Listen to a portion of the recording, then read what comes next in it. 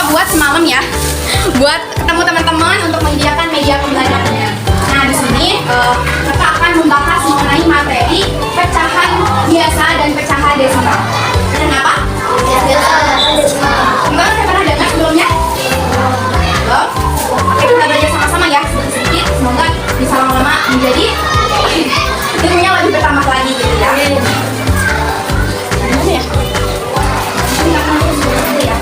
Nah di sini ada boleh siapkan bukunya ya. Boleh siapkan dokumen bukunya. Oke.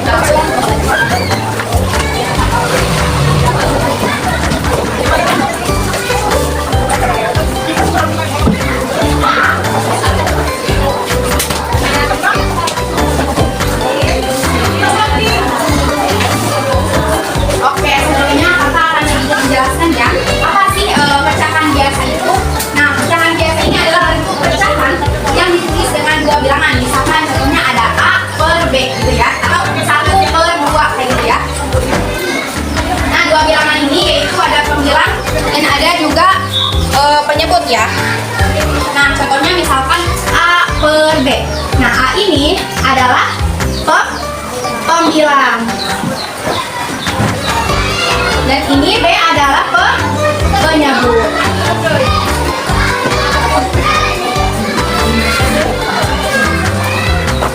Nah, ciri khas dari pecahan biasa itu bahwa pembilangnya tidak dapat dibagi habis oleh penyebut. Nah, sehingga hasilnya bukan bilangan bulat. Contoh dari pecahan biasa termasuk di sini ada 1/4, terus ada 2/3 dan ada 3/5. Selanjutnya di sini ada pecahan desimal. Nah, pecahan desimal ini adalah bentuk pecahan yang menggunakan tanda koma. Nah, untuk memisahkan bagian bulat yang bagian desimal, angka di depan koma menunjukkan bilangan satuan, sedangkan angka di belakang koma menunjukkan nilai persatuan, ada persatusan, ada perseribuan, dan seterusnya. Nah, contoh pecahan desimal ini termasuk contohnya ada angka 0,25 dan 0,5. Nah, ini ciri-ciri dari pecahan biasa. Kalau pecahan biasa itu ada A per B atau misalkan 2/4. Contohnya kayak gitu ya. Nah, kalau untuk pecahan desimal ini yaitu 0,25 contohnya. Nah, teman-teman harus kita ketahui ya, dari pecahan biasa dan pecahan desimal itu tidak bisa disebut sembarangan angkanya. Nih, misalkan contohnya itu ada yang desimal ya, ada 0,27. Nah, ini tidak boleh disebut dengan 0,27, tapi harus 0,27. Jadi nggak bisa disebut 0,27. Kayak gitu ya teman-teman. Nah, di sini kakak sudah siapkan untuk medianya.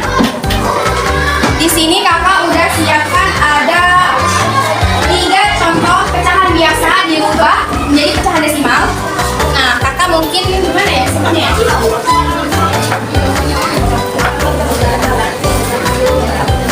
Nggak kelihatan teman-teman ya? Nggak kelihatan.